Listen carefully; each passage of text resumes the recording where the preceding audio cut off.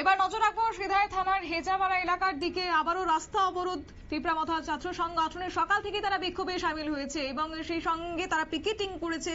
অবশ্য পূর্ব ঘোষণা অনুযায়ী তাদের আজকের এই পিকেটিং টিএসএফ ককবরক ভাষার রোমান স্ক্রিপ্টের দাবিতেই এবং কার্যত জানা গেছে সিধাই থানাধীন হেজামারা খোয়াই চৌমুহনী এলাকায় রাস্তা অবরোধে বসেছে। 21 মার্চ সকাল 6টা থেকেই আন্দোলনকারীরা খোয়াই চৌমুহনী এলাকায় রাস্তা আটকে দিয়েছে। টিএসএফ আন্দোলনকারীরা টায়ার জ্বালিয়ে রোমান স্ক্রিপ্টের দাবিতে সরব হয়েছেন এবং সরকারের নিকট দাবি রেখেছেন।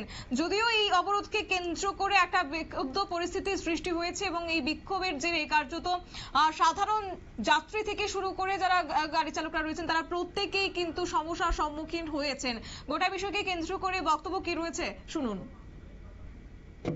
আগে থেকে অনেক দিন যাবত আমরা দাবি করে এসেছি, কিন্তু এই সরকার বিগত 25 বছর সিপিএম সরকার কেউ আমাদের দাবিকে মেনে নেয়নি। এর জন্য আমরা বাধ্য হয়ে আজকে বন্ধ ডাকতে হয়েছে।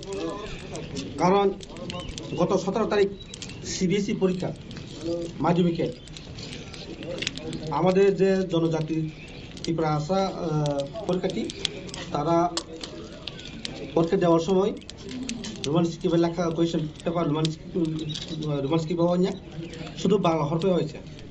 আমরা আগে থেকে দাবি জানিয়ে আসছি যে দুইটা স্ক্রিপ্টেই যেন প্রশ্নটা ছাপা হোক, কিন্তু একতরফা নীতি করে শুধু বাংলা স্ক্রিপ্টে ছাপা হয়েছে। কিন্তু সিবিএসই যেহেতু সিবিএসই তারা ভালোভাবে পড়তে পারে না, ভালোভাবে কোয়েশ্চেন পেপারটা পড়তে পারে না, তাই তারা উত্তর দেওয়ার সময় অনেক কঠিন হয়েছে।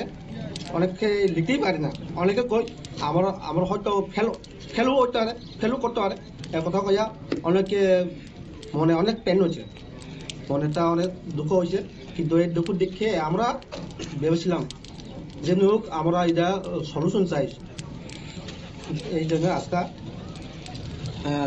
সকাল 6টায় আপনারা শুনলেন বিক্ষোভকারীদের বক্তব্য। অবশ্য তাদের এই বিক্ষোভকে ঘিরে আজকে রাজ্যের সাধারণ নাগরিকরা ভোগান্তির শিকার এবং এই যে সিধাই থানাধীন হেজামারা খোয়াইয়ের সংলগ্ন এলাকায় যে তারা রাস্তা অবরোধ করেছেন, এতে করে প্রচুর সংখ্যক আগরতলাগামী কার্যত গাড়ি আটকা পড়েছে এবং প্রচুর সংখ্যক যানজট সৃষ্টি হয়েছে, যার কারণে সাধারণ মানুষ আজকে ক্ষোভে ফুঁসছেন। নিয়ে নিচ্ছে ছোট্ট একটি বিজ্ঞাপন বিরতি, সঙ্গে থাকুন।